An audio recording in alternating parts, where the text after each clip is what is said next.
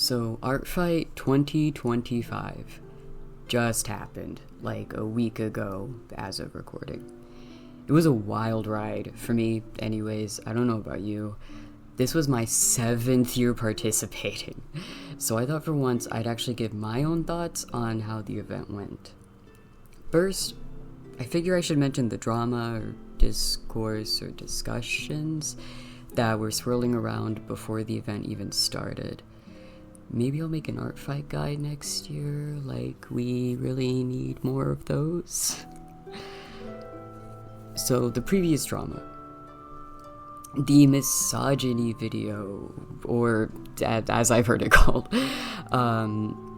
There was a video that came out where someone compared the ratio of male to female characters and found that there was a much larger male character count than female character count.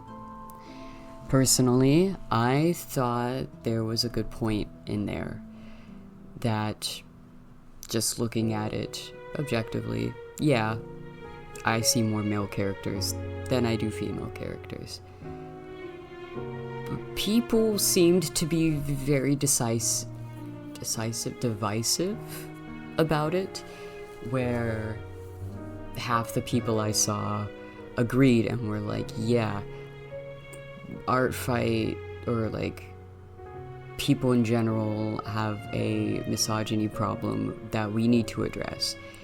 And the other half of people were like, shut up, stop, this is stupid. For me, it just made me think, yeah, I could do to develop and post a couple of my female characters that I was developing. And it also made me reflect that, well, most of my characters are male because I'm a trans guy and they're self-inserts, and another chunk of them are male because Genshin doesn't have a lot of male characters compared to female characters. But I digress. I thought, if you step back and you look at it objectively, there's a good point in there. Just observing objectively. Moving on. This year's theme, Fossils versus Crystals, was immaculate. It's beautiful. Team Fossil for the win. If we've gotten the results back, no, we have not. We're gonna win. I love the theming this year. I love the theming last year and the year before. Werewolves versus Vampires is still probably my favorite, but that's because I'm like vampires a very normal amount. There's one thing I noticed, which isn't really a gripe, it's just an observation, that the banner art this year and last year have had quite a few less characters in the banner art than, say, the Werewolves versus Vampires banner. I don't have any gripe about that. I just thought it was interesting. I'm curious maybe as to why. Maybe they changed the tier or whatever. I don't know. I just noticed it. On to my previous experience. So, for the last 3 years, I have set goals for Artfight. Last year, the first year I did it was the goals, not Artfight. The first year I set my goals was to just draw as many quality pieces of art as I could. And then last year's goal was to draw a 100 character mass attack. I'm never doing that ever again. This year, I didn't have a goal. But every year I have enjoyed Artfight, and I've had very little issue, almost nothing bad ever happens during Artfight. I always have a great time, and I'm personally never focused on points. I don't care about points. If I like more characters on my own team, I'm gonna do more friendly fire than I am attacks. And this year was no different. It was super fun.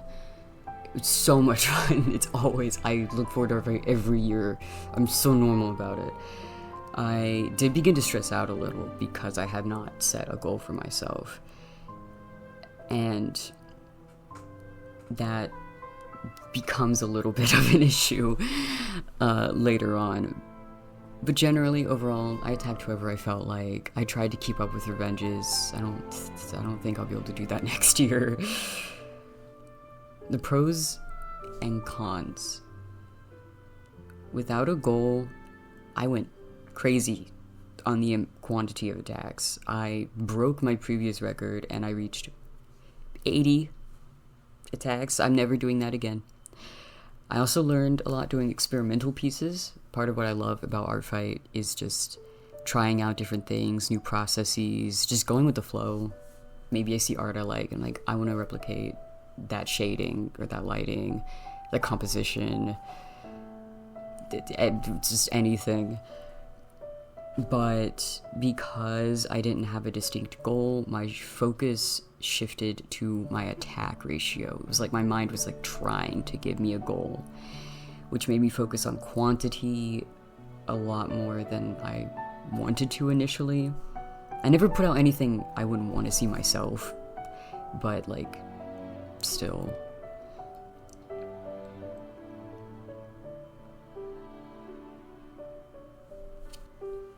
So next year, I think my goal will be to focus on fleshed out pieces with scenes and dynamic posing, and I'm just going to have to be okay with having a low attack ratio.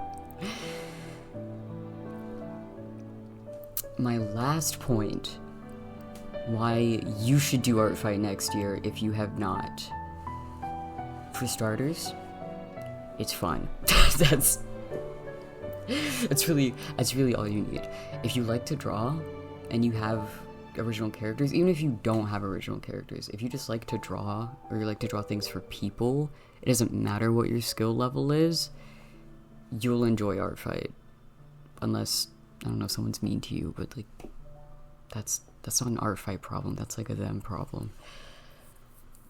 The great thing about Artfight is that you can focus on whatever you like. If you're a points maxer, you can focus on full body, fully shaded scenes with animation, and you just like farm those points. Or you could do quicker pieces to farm points. If you want to attack fandom characters, which is what I tend to do, you could find, Deltarune, Pokemon, etc., and just go crazy with that.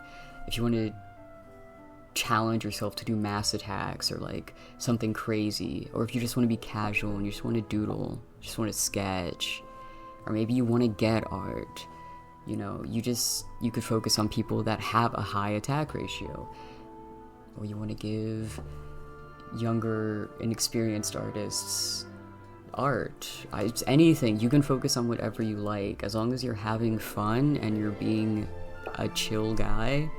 Yeah, that's pretty much all I wanted to talk about with Artfight. I just wanted to ramble about it because I love it so much. Like, I'm already looking forward to next year's Artfight, and maybe I'll see you there. So I hope you enjoyed this, and I hope if you're drawing, you have fun. And if you haven't joined Artfight, that you consider giving it a try next year. Have a good day.